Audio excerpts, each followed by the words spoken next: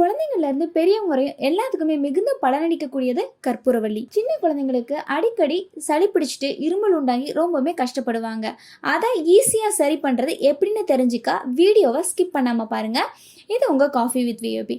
நம்ம சேனலை புதுசா பாக்குறீங்க, சப்ஸ்கிரைப் பண்ணிக்கோங்க. அப்படி அந்த பெல் ஐக்கானையும் கிளிக் பண்ணிக்கோங்க. அப்பதான் நாங்க போடுற வீடியோஸ் உங்களுக்கு உடனுக்குடன் கிடைக்கும். கற்பூரவள்ளிக்கு ஓமவல்லி அப்படிங்கிற பேரும் இருக்கு.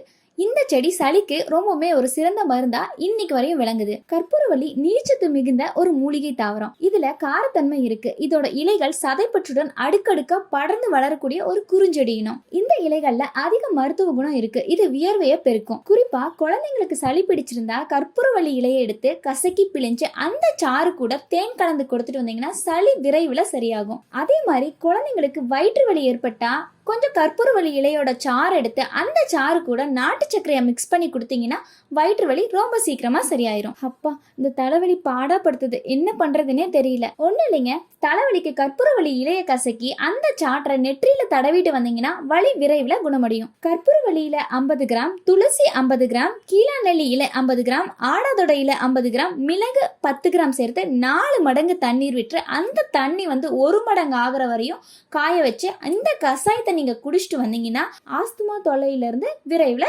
விடுபடலாம். கற்பூரவள்ளி ஒரு சிறந்த மருந்து. இதை நம்ம வீட்டுல எளிதா வளர்க்கலாம். இந்த கற்பூரவள்ளியை வளர்க்கறதுக்கு பெரிதான இடம்லாம் தேவையில்லைங்க. ரொம்ப சின்ன இடத்துல இது வளர்த்தலாம்.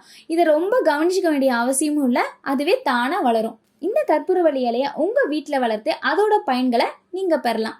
அது மட்டும் இல்லாமல் இந்த வீடியோ உங்களுக்கு பிடிச்சிருந்துச்சுன்னா லைக் பண்ணுங்கள். நெக்ஸ்ட் உங்களுக்கு எந்த மாதிரி டிப்ஸ் வேணும் அப்படிங்கிறதையும் கமெண்ட் பண்ணுங்கள். நிறைய பேர் நம்ம வீடியோவை சப்ஸ்கிரைப் பண்ணாமல் பார்த்துட்ருக்கீங்க. சப்ஸ்கிரைப் பண்ணிடுங்க. எங்களையும் கொஞ்சம் என்கரேஜ் பண்ணுற மாதிரி இருக்கும்.